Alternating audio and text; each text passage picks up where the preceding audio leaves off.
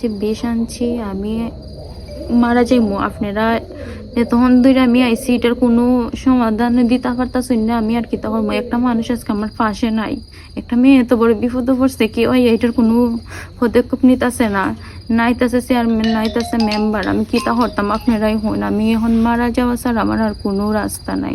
আমি সত্যি সত্যি হইতাছে আমি আজকে রাইতের ভিতরে আমি মারা যাইমু, আপনারাই কালকে সকালেই আপনার আমার লাশ লিয়ে যাই, আমি আর কিছু হইতাম না।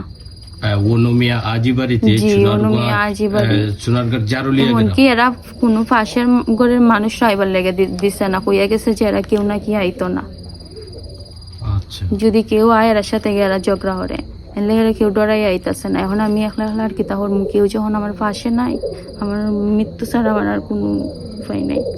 বিকাল 4টার দিকে এই জায়গায় আসছে, এখন তো রাত 10টা বাজতেছে, 10:30 হয়ে গেছে অলরেডি, আনুমানিক 11টার কাছাকাছি।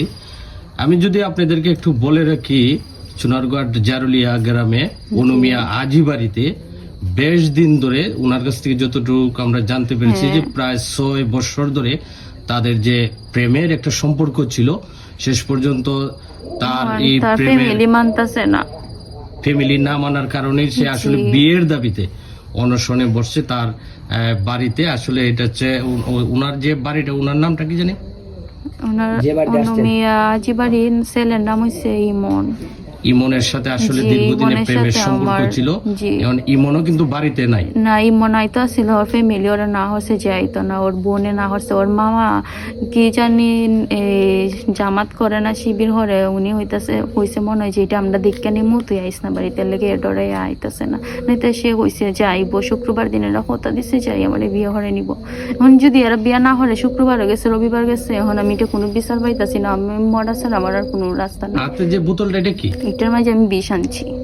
বিষ নিয়ে আসছেন? জি, এটার মাঝে আরো আছে, আরো মিশাই একবারে হাই আমার যে যেহেতু আমার কেউ কোনো পাশে আমার কেউ নাই।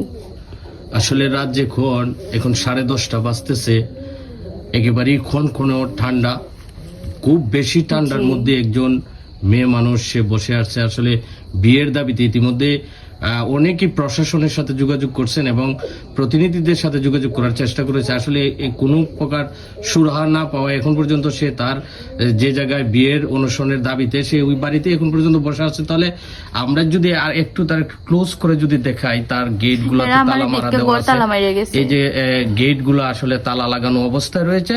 তো রাত যেহেতু বেশ রাত হয়ে গেছে, একজন মেয়ে মানুষই ঠান্ডার মধ্যে আসলে প্রচন্ড পরিমাণ ঠান্ডা কুয়াশা, সে এখন পর্যন্ত কোনো কিছু খায় নাই।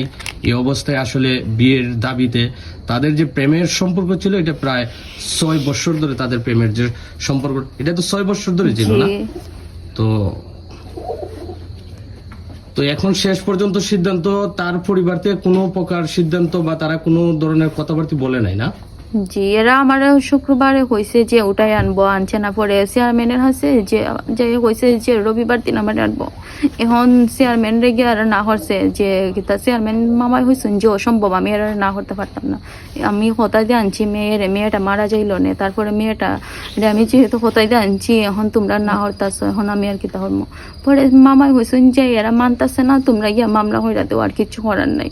এর লেগে আমি আইসি যে এতগুলা মানুষে কিচ্ছু করতে